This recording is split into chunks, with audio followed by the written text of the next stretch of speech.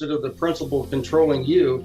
Let's say it's April and summer break cleaning begins at the end of May. So what I'm going to do is I'm going to get together a nice map of the building. I'm going to color code it, and I'm going to say week 1 we're going to clean this area of the building, week 2 we're going to clean this area of the building, so forth and so on.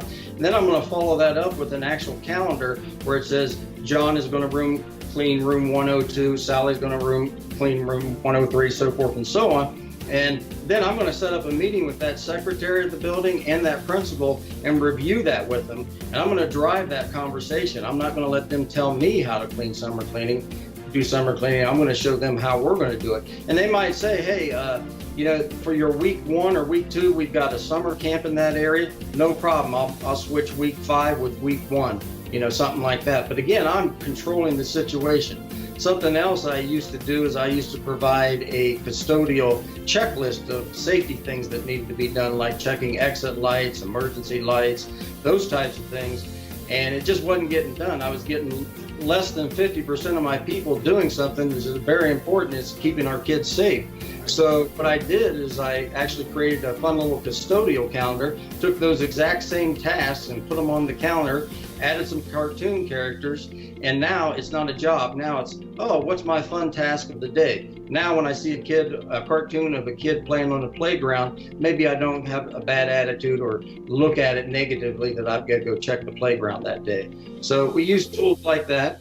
I think it was really interesting when I looked at this calendar. At first glance, I just saw all these things on there. I started looking at it carefully, Michael, and I'm like, wow, I made calendars, we made some things, but we never put this much thought into it. And I think you're absolutely right. That teacher for the whole year, that's her room, or that's his room. And I guarantee you, it's a sacred place, and they do feel that they can tell you what to do. But when you communicate with them this way, I'm sure that this is changing the whole thing. And the other thing is, and we're going to show this here in just a minute, I've never seen, in all of the years I've worked in education, I've never seen a letter from the custodian to the teacher. This is something new for me. Now, this has got to be communication on the first level. Yeah, and so you haven't met any of the Aurora Public Schools custodians, I guess, is what you're saying, right? Well, yeah, hey, I tell you, Michael, whenever I was in school in Colorado, I was clear on the east side, and you're over there on the mountainside. I wasn't there, so hey, you and I weren't probably doing this at that time when I was in school there. Yeah.